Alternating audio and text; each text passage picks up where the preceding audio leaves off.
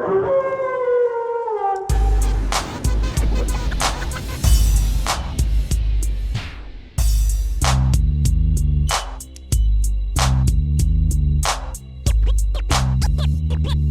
you don't know, you're gonna find out the Wolfpac. It'll prove a point. Number one, just believe that you don't wanna tussle with them or be afraid of them. Come in the ring with them, you're never walking out again. So don't turn your back on the Wolfpac. WCW nWo Fall Brawl 98 took place on September 13th in Winston-Salem, North Carolina. We've got the War Games match in the main event, and this year WCW decided to completely change the fundamentals of the annual double ring, double cage brawl. We have 3 teams of 3 competing in the main event, and pinfalls are allowed inside War Games for the very first time. There's no match beyond, War Games can end at any time, and also whoever gets the victory for their team will get a world title shot at Halloween Havoc. You can already see the issues with having a team-based match with a reward going to just one competitor, and the changes made to War Games are very questionable, but we'll ignore all that in hopes that the match is still actually good. Let's not pass judgment until we see the actual match.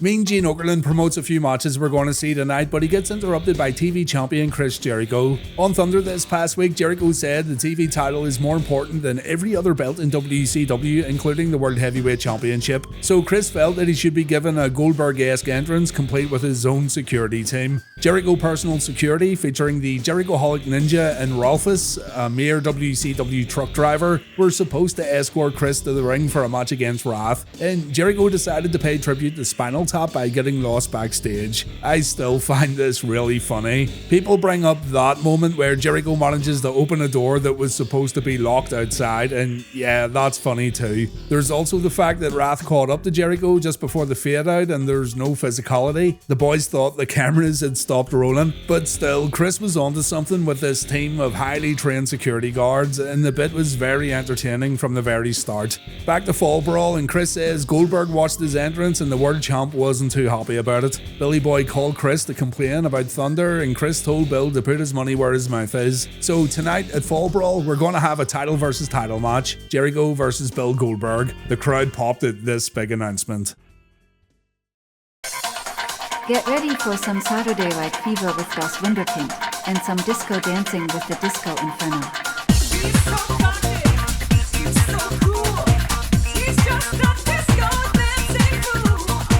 Disco fever, yeah, yeah, yeah, yeah. It's a Reliving the War meme match, Alex and Disco versus Davey Boy and Jim Neidhart, though really there's not a whole lot funny about this opening contest. Guys get hurt. On Thunder, a horrible incident took place when Bret Hart turned his back on Davey and Jim just to prove he's cool with Lex Luger. Lex Luger being Sting's best friend, and Bret trying to tell anyone that'll listen that he too is a good friend of the Stinger. We haven't seen Davey Boy in quite some time and he still doesn't look too great. The Anvil's seen better days too, and tonight they have the impossible task of trying to beat Disco and Das Wunderkind. There's a trap door inside this left ring. It's rigged up for the War Games match later on, but no one backstage told the competitors about it. Davey Boy gets hurt badly in this match, and this was all confirmed by Alex Wright, by the way, in a recent interview he took part in with the WSI channel. For a long time, we also didn't know exactly where the trapdoor was placed, but Alex said he took a press slam on the door, and that press slam happens early in the match, so it's around this general area here to the left of the ring.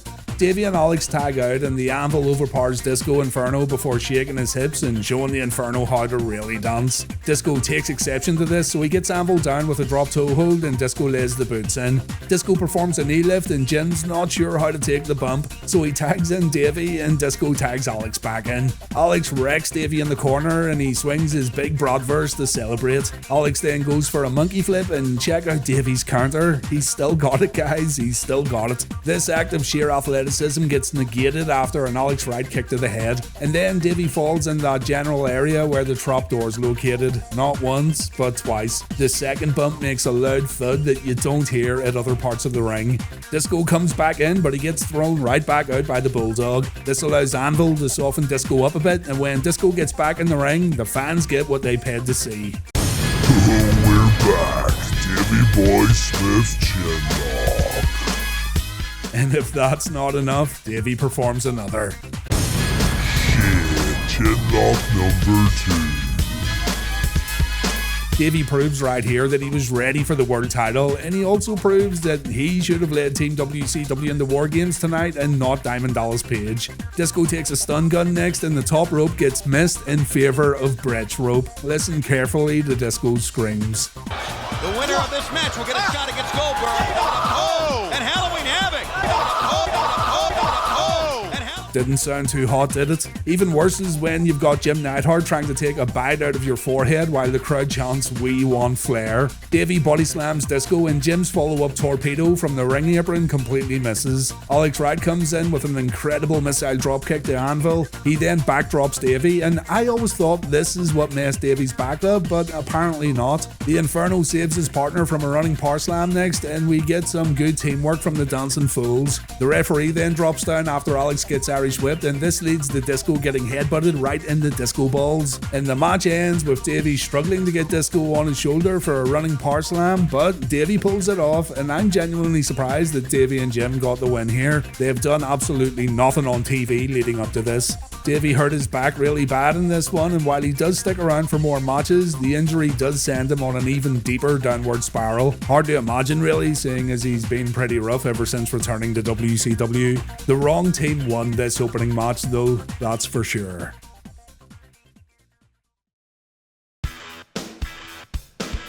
Scott Steiner scheduled to face brother Rick tonight, but he's wearing an ice pack and he's got a little band-aid on his arm. Buff Bagwell though says that Dr. Dickweed sent in a letter saying that Scott cannot wrestle at Fall Brawl. Mean Gene has a quick look at the letter before JJ Dillon conveniently shows up, and JJ says it's a shame. It's a shame Buff and Scott wasted their time getting this bogus letter because Scott was told at Road Wild that he will wrestle tonight no matter what. Dillon rips up the contract before walking off, and Scotty grabs the pieces of paper in hopes of putting it back together. The title versus title Jericho versus Goldberg match is up next, and we get to see another entrance featuring Jericho and his personal security team. It's a rehash of the WCW Thunder entrance, but who cares? It's still brilliant. Chris makes it to the arena this time, and he's even got himself some Goldberg pyro set up for his grand entrance. The fireworks aren't very spectacular, and the Ayatollah isn't too happy about it either. It's absolute gold. Chris gets in the ring, he's got a smug look on his face. Goldberg's music then plays in the arena, and mini-Goldberg makes his entrance. We have been conned, ladies and gents, we have been hoodwinked. There's some fans who see the humour in this, other fans were expecting Goldberg to show up, and you know, he is the world champion, so it's not a big ask. These vocal fans chant bullshit as Chris overpowers his opponent before delivering a suplex. The little Greenberg has no chance. Tiny Goldberg pulls off a spear, Tony Schiavone calls it an itty bitty spear, and Jericho takes offense to little Goldberg fighting back, so he kicks him in the face and he lays the boots in before applying a lion tamer. Chris Jericho says, "Who's next?" to the camera before letting go of his submission hold, and Chris accepts Goldberg's little toy belt before ripping it up. It was an entertaining little matchup, but I can see why fans back then wouldn't have liked it. On Thursday, Ernest Miller cheap-shotted Scott and Steve Armstrong. The Armstrongs were annoyed at the Cat interrupting them when they struggled to get promo time as it is in WCW, so Ernie attacked them from behind, and it was Norman Smiley who confronted Miller after the beatdown. So we have Ernest Miller versus Norman Smiley tonight at Fall Brawl. Miller's been getting featured on Nitro these past few weeks after turning heel, while Norman Smiley's been portrayed as a job guy so far, at least on Monday nights. He hasn't won a single match on Nitro, so the best he can hope for here is a good performance on pay-per-view. Ernie gives Smiley a chance. He can get destroyed in 5 seconds by the 3-time World Karate Champion, or he can get out of the ring in 5 seconds before the match starts and live to fight another day. Smiley decides that he's gonna fight Miller, and our match begins. We are in the trapdoor ring again for this one, and the men are very cautious when bumping. They only fall in the middle or to the right of the ring, so clearly Anvil, Davey, Disco and Alex have warned everyone else about the gimmick ring, seeing as no one else in WCW bothered. Ernest Miller dominated most of the match, but Norman did get a few chances to shine too. Both guys were still trying to establish themselves in WCW at this point, and this means the fans aren't all that invested in their fight, and honestly, the match does lack excitement too. Smiley's definitely the more confident wrestler, while the Cat talks a good game on the microphone. Ernie Miller still had a while to go in terms of his overall pacing and his timing. Norman makes sure not to bump on his back when he comes close to the trapdoor following a top rope spin kick from Miller, and Ernest wins it with his front spin roundhouse kick. After the bout, Ernest reminds everyone that he's the greatest, and Fall Brawl moves on to its next match. It's the highly anticipated Battle of the Steiner Brothers. This one was originally going to take place at Road Wild, but Scott weaseled his way out of the match by faking an injury. As we learned earlier on, Scott must face Rick tonight or he'll lose his job, so Big Papa Pump has no choice. Buff Bagwell comes to the ring with Scott, Rick comes to the ring all alone. And when the bell rings, the Steiner brothers dash into each other to begin the physicality, and oh yeah, an amazing start to the match. I've talked before about how I didn't want Rick and Scott to break up, but a match between the two still sounds very exciting, and it looks like the brothers are going to go at it hard from bell to bell. Rick puts Scott down with a stiff clothesline, and when Scott gets up, he gets knocked into the turnbuckles after a forearm to the face. Scott tries to fight back, but Rick absorbs the shots, and Scott decides to get out of the ring to rethink how he's going to go about this. Scott tries to escape through the audience, but Rick gives chase. Scott begs his brother to stop and he tries to call a timeout, but Rick's not going to show any mercy tonight. As the two get back in the ring, Buff Bagwell distracts Rick, and this allows Scott to go in control briefly. 2 low blows are needed to bring the dog-faced gremlin down to the canvas, and Scotty's confidence grows when he kicks his brother in the head. When the match goes to the outside again, it's Scott doing all the damage this time around, and back in the ring, Scott lays in a few more boots before giving Rick a receipt for that clothesline earlier on. Big Papa Pump goes for a double underhook powerbomb, but Rick counters with a DDT, and just when the match was starting to get good, it comes to an end when Buff Bagwell gets on the apron and Rick shoves him into the ring post. Scott and Rick continue to fight, but Buff hasn't moved from the apron. Mark Curtis hasn't left Buff's side, and eventually the Steiners stop fighting so Scott can check on his friend. Remember, Buff got a serious neck injury when taking a Bulldog from Rick on Thunder, so it appears that Buff Daddy has re-injured himself and the match gets called off. The crowd aren't buying it. Bobby Heenan says this could be a case of the boy who cried wolf, but it does look serious as doctors and trainers run down to check on Bagwell. Rick Steiner also shows concern. The Steiners completely forget about their match, and the crowd boos even louder when a stretcher gets brought out for Buff. This goes on for ages, by the way. It takes some time for Buff to get on the stretcher, and Shivani says the fans are only booing Buff because he's a member of the NWO. It's clear though that the fans aren't falling for it, but if this was a legit injury, it sure would be interesting watching this back and seeing fans show their displeasure at a guy legitimately breaking his neck. The bump itself didn't help matters though, it didn't look all that bad, and I think if Buff and Rick planned something a bit more elaborate for this, then fans would have bought into it more. Anyway, Eric Bischoff's seen backstage as Rick gets brought to an ambulance. Scott says he's going to go with Buff, so Big Papa Pump jumps in while Rick begins to walk away. It's at this moment when the master plan gets revealed and Rick gets attacked by his brother and Buff, and the fans in Winston-Salem absolutely hated it. I always thought it was kind of funny, but when reflecting back and watching all the nitros that led up to this moment, I can definitely understand why fans were pissed. This match was built up quite a lot on TV, and it would be good to find out who the toughest Steiner brother truly is, but fans did not find out at Fall Brawl. It's an advertised match with a cheap finish. It's good for the moment, but kinda damaging in the long run. Juventud Guerrera then defended his cruiserweight title against Silver King, a match that had no build-up on TV at all. We have got 3 hours of Nitro every week, and 5 of the matches on this show were not talked about or built up at all on Monday nights. Most were thrown together on Thunder days before the pay-per-view. 2 great cruiserweights here though, and even without any build-up, fans still enjoyed the high-flying offense in the match, particularly from Juventud Guerrera. Tony Schiavone's all pissed off with what happened in the Scott Steiner match, and he struggles to focus on the in-ring action. It's a back-and-forth affair to start off, with the crowd getting into it following Juvi's head scissor takedown, followed by a springboard variant. Silver King fires back with a dropkick right on the chin, and he then performs an airplane spin before dropping the cruiserweight champ on the top rope.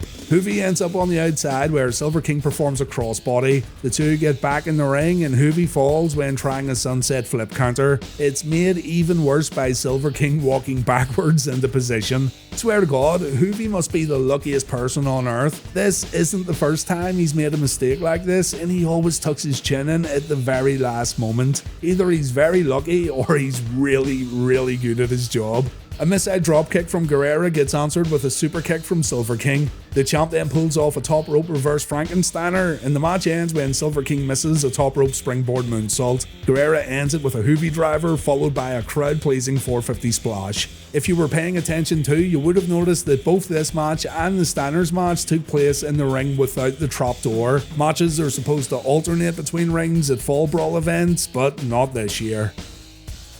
Another match that was announced on Thunder this past week features Scott Hall taking on Konnan. JJ Dillon felt that Scott was spending too much time away from the ring, or as JJ put it, too much time at the golf course. And seeing as Hall has a big contract, he really should be performing more often at WCW shows. Scott showed up to Thunder and he didn't seem to be himself. He even had a celebratory drink after he and the nWo gave Kevin Nash a beatdown. So both WWF and WCW are presenting storylines that feature wrestlers struggling with alcohol addiction. Scott had been in and out of rehab numerous times, and I've no idea why Eric Bischoff would think this was a good idea. I understand blurring reality with fiction, but the reality of this situation here was that Scott was legitimately still struggling with his issues. You won't see him perform on TV wasted, by the way. Scott didn't get loaded for any of the matches and promos you're going to see in this storyline, and it was all an act for the cameras, but behind the scenes it was obviously a different story, and I think it sucks. Sorry, but I do.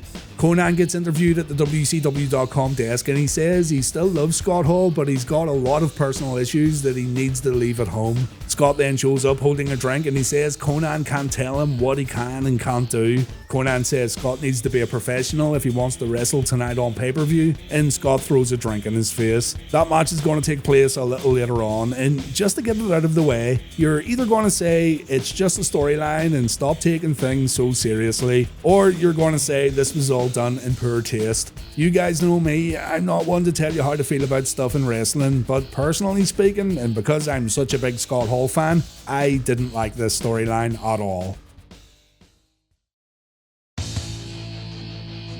Raven vs Saturn's our next match. If Saturn beats Raven, then the flock gets set free and the faction gets disbanded. If Raven wins, Saturn has to be his servant forever. So Saturn's in danger of getting renamed Perry Virgil. It's announced during Raven's entrance that Kenyon has to get handcuffed to a ring post during the match, and JJ Dillon comes down to make sure Chris follows this order. Lodi, however, does not get handcuffed. That makes perfect sense. Raven calls Perry an embarrassment, and Saturn says it doesn't matter if he wins tonight, he'll still keep his honour and his integrity. Raven takes control early on when Saturn picks him up from his usual spot in the corner. Raven counters right here and he follows up with a running body attack at the opposite corner. We then see a knee lift from the leader of the flock, and Perry comes back with a series of kicks followed by a super kick and a body slam. Raven kicks out of Saturn's pin attempt, so Perry delivers a springboard crossbody. He then goes upstairs where he crashes down onto Raven with a diving splash, and when Raven tries to suplex Perry to the outside, Saturn's able to fight out and Raven takes a hard right hand, sending the flock's leader crashing into the guardrail.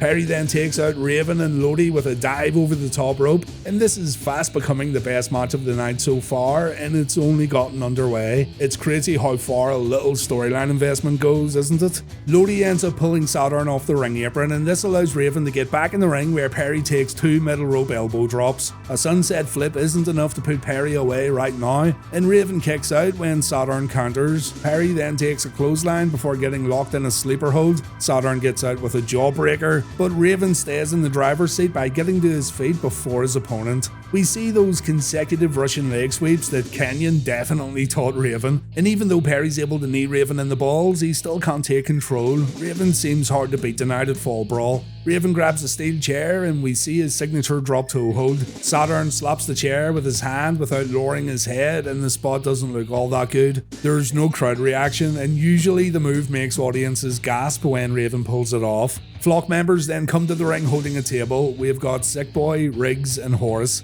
Billy Kidman shows up and we think he's about to hit the 7-year itch on Perry, but he ends up drop kicking Raven instead and the crowd goes nuts. The other Flock members chase Billy away, so it's clear Kidman was acting on his own here. This one action though gives Kidman a good little push in WCW, and I'm absolutely here for it. Back in the ring we see the Death Valley driver, but Lodi distracts Mickey J and Raven's able to kick out of the follow-up cover. A loud Saturn chant breaks out as Raven misses a clothesline and Perry goes on a suplex spree. He's feeding off the crowd here as he follows up with a springboard guillotine leg drop and a Michinoku driver, but again Raven's hard to beat tonight and Perry can't pin his opponent, so he tries a submission. We haven't seen the rings of Saturn in a long time on Reliving the War, but Perry pulls it off and Lodi's forced to break the move up. Lodi then tries to attack Saturn from the top rope, but he's stopped in his tracks after Raven takes a low blow. A referee bump leads to Konnan grabbing the handcuff keys and freeing himself, and Konnan hits Perry with a flatliner before going back to the outside and putting himself back in those handcuffs.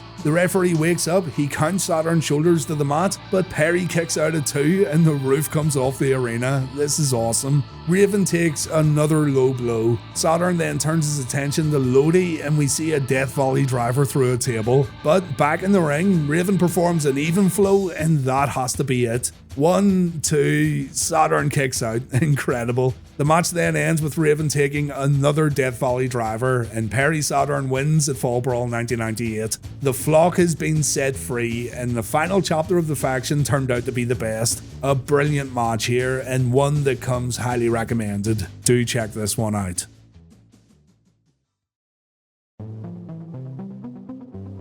On Thunder, footage from a WCW house show was broadcasted from earlier in the week, a promo featuring Hacksaw Jim Duggan. It's one of the most heartbreaking promos that WCW ever aired, where Jim announces to the fans that he was diagnosed with cancer and he has to take a long break from pro wrestling. Jim talked about wanting to still be around for his daughters. He talked about how he loved pro wrestling even though dirt sheet guys would rip into him, and he wanted fans to pray for his family and pray for him as he goes in for surgery. It's a very real promo and it's a very sad promo, but doctors were going to try to perform surgery and remove a tumour close to his kidneys. He had a good chance. At Fall Brawl, Tony Schiavone announces on commentary that Jim's wife Deborah called into WCW offices and Jim's surgery was a success. Jim was expected to go home the day after Fall Brawl and you'd assume that it would be more tests in the near future to see if he was cancer free. So it's another highlight at Fall Brawl 1998. It's a great announcement from Tony Schiavone.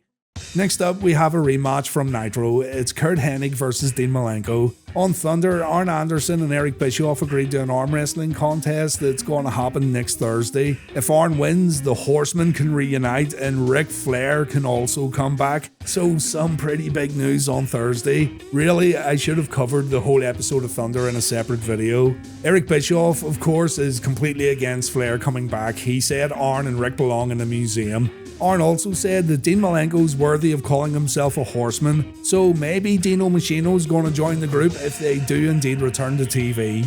This match though, it was pointless. It's pretty short and the Nitro cage match was a lot better. Basically, this one was just put together so the nWo could get one up on the Enforcer and put him at a disadvantage for the upcoming arm wrestling contest on Thunder. Dean Malenko completely controls the match and Hennig gets his ass kicked. Dean's laser focused on Curt's knee and he's absolutely relentless when on offense. He even takes Rick Rude out with no problems at all. Tony Schiavone says that Dean doesn't want to win this match, he wants to permanently injure Curt Hennig for what Curt did at Fall Brawl last year, and Dean's doing a pretty good job of annihilating his opponent as the leg strikes and leg submissions continue from bell to bell. In the end, Dean nails Curt with his own finisher, the Perfect Plex, and this makes Rick Rude jump in the ring and the referee calls for a disqualification. Rude and Hennig then beat Dean up and old ravishing Rick's gotten way more physical over this past month or so, hasn't he? Rumour has it he was considering an in-ring comeback during this final stretch in WCW. Anyway, Arn Anderson runs down and he has no chance at all. A blow to the back of the head's enough to put the Enforcer on the canvas, and Anderson's arm then becomes a target as Curt and Rude try to make sure that AA doesn't win that upcoming arm wrestling match with Eric Bischoff. This felt like a match that belonged on Nitro or Thunder, to be honest. It shouldn't have been third from last at a pay-per-view, and seeing as the crowd were chanting "We want Flair" throughout the match, you'd think WCW could have came up with something a bit more pleasing. It's another dud at Fall Brawl 98.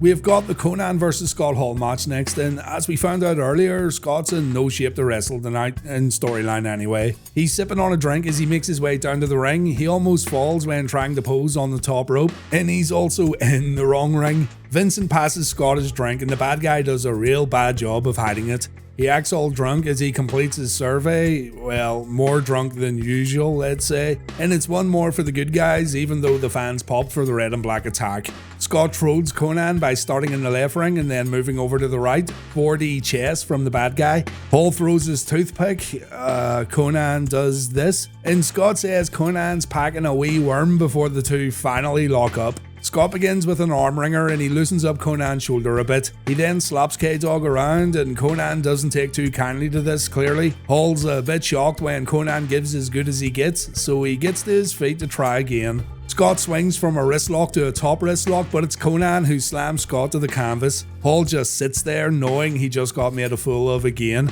and it happens one more time when Scott messes Konnan around when going for a test of strength. The bad guy takes the rolling clothesline, and when he tries to run away to the other ring, he ends up getting sandwiched between the two rings. Konnan stomps on Hall and he ends up going under the canvas, so Vincent causes a distraction while Scott tries to sneak up behind K-Dog. This doesn't work either, so everything Scott stride's been snuffed out and his usual underhanded tactics just aren't paying off. Hall goes to the outside where he has a drink and the commentators joke that he should stay away from pyro. Everyone knows that a glass of liquor makes you highly flammable. Back in the ring, Scott punches Konnan before driving his knee into K-Dog's back, and this one's going to stay in for quite some time. Konnan tries to fight out, but he gets put right back down again. But eventually, Konnan's able to counter the move and Hall gets out of Konnan's submission with a low blow. Paul performs a fallaway slam, he then locks in an abdominal stretch and Vincent passes him a drink while he's still got the move locked in. When Konnan counters, Hall's able to perform a hip toss, and the match comes to an end when Scott performs a back suplex from the top rope.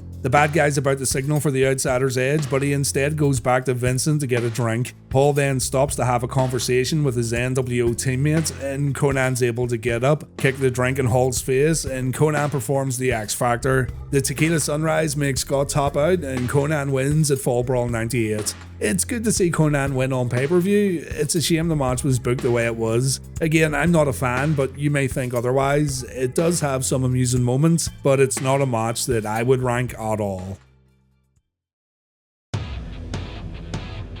We made it to the end, it's time for War Games. I've already talked about how this one differs from previous War Games matches and how the traditional rules have been tossed out the window. Let's just see what happens. Representing Team WCW, we have DDP, The Warrior, and Roddy Piper. Team Hollywood consists of Hollywood Hogan, Stevie Ray, and Bret Hart, although Bret's allegiance has come into question on Nitro. Finally, on Team Wolfpac, it's Kevin Nash, Lex Luger, and Sting. It was already announced that Bret Hart and DDP are going to start this match off. And do remember that pinfalls can happen at any time, there's no match beyond, and whoever gets the pinfall or submission victory gets a world title shot. The Hitman begins by focusing on DDP's arm and shoulder, and DDP applies a side headlock. When Page tries to pin Bret early, His Excellency gets up to smack Page across the face, and Page slaps Bret right back.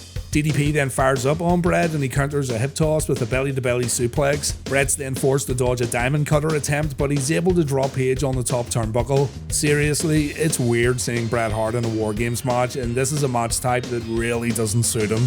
Page gets choked in the corner and Bret stands on DDP's neck. There's 2 minutes until someone else gets in the ring as Page comes back with a few corner strikes, but Bret's able to quickly turn it around and Dallas takes a backbreaker.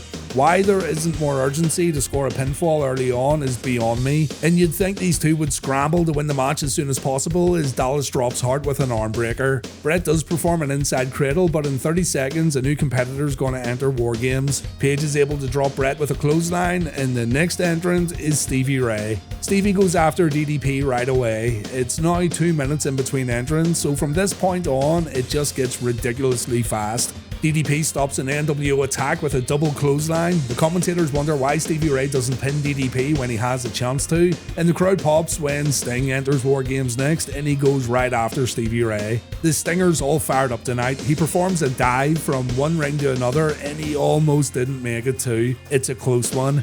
Bret focuses on DDP right here. Remember, Sting and Bret have this storyline going on where Bret's saying there's mutual respect between the two. DDP gets clothesline just before the next competitor comes in. It's Team WCW's Roddy Piper, and my god, he looks hungry. Piper goes after everyone. He goes after his own teammate. Roddy said that this is every man for himself, and he was absolutely right. The hot rod just rocks everyone. Sting attacks Stevie Ray in between the rings and Stevie ends up stuck for a moment. The next man to enter War Games is Lex Luger, and what can I say here? They're all beating each other up. It's funny how the respective nWo teams are more united than Team WCW though. Keep in mind though that we've still got one more member from each team to enter the match. Piper applies his signature sleeper hold on Stevie Ray as we count down to the next entrant. It's big sexy Kevin Nash. The big man goes right after Roddy Piper and he goes to jackknife Stevie Ray. But then Hollywood Hogan shows up on the entranceway and Hulk enters War Games early. Sneaky Hollywood's got Stevie Ray's slapjack and he takes out Nash and Piper before entering the next ring along with his nWo teammate. Luger's got the torture rack locked in on Bret Hart and Hollywood decides he's not going to help Bret. He instead attacks Sting and he goes for Lex when Bret gets out of the rack. And then Stevie Ray attacks Bret from behind. Hogan's relationship with Bret has been damaged ever since Bret announced that he's good friends with Sting. So yeah, you'd really need to be following Nitro every week to know what the fuck's going on here. Stevie and Hogan get Nash in place for a few Hollywood leg drops, or maybe they've moved him for another reason. Smoke begins filling the ring, and you know what that means, it's hotbox time at War Games. Warrior appears in the ring and Hogan attacks him right away. Warrior falls down, Smoke fills the ring again, and when it all clears up, Hollywood's holding Warrior's jacket, but the Warrior's vanished. Where are you? Here. Warrior then runs down from the entranceway because magic, and the audience do enjoy Warrior getting physical with Hulk. Warrior gets distracted with Big Stevie Ray and this allows Hogan to escape the cage. The booty man assists Hogan here. Warrior realizes what's happened, so rather than continuing the match, the Ultimate One decides to kick a cage panel through and he gets out to attack Hogan. This was a bad move, by the way. It was reported that he twisted his ankle here and tore a bicep right here. Maybe Warrior should have, filled the ring up with smoke and teleported out of the ring instead. There is some debate about when the bicep tear happened though, and maybe it didn't happen here, though it was reported. The end of the match gets botched too. Stevie's meant to hit Bret with his slapjack. He completely misses, but Bret takes the bump anyway. Page hits the diamond cutter on Stevie Ray, and DDP wins the War Games match. So right now, it's DDP versus Goldberg at Halloween Havoc. I go into these rewatches with an open mind. I do try my best to find the good in what we all thought was bad, but I can't really say much about this. It really is as bad as what everyone says, and while it's great that DDP got rewarded for his hard work in WCW, the match itself was absolutely abysmal.